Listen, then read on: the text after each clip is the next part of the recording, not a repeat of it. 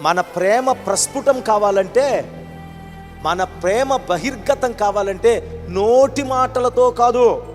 నేను నిన్ను ఎంత ప్రేమిస్తున్నానో తెలుసా? కొంతమంది ప్రేమను మాటతో కనబరచాలను. నువ్వు మాట్లాడకూడదు, ప్రేమించిన నువ్వు మాట్లాడకూడదు.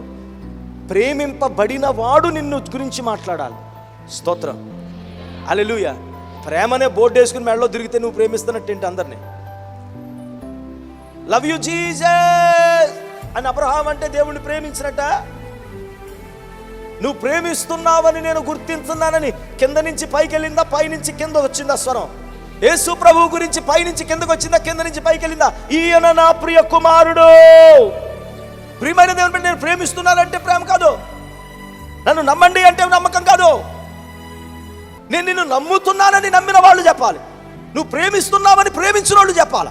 స్తోత్రం చెప్పండి. ఎక్కడ మిస్ అవుతున్నాం మనం?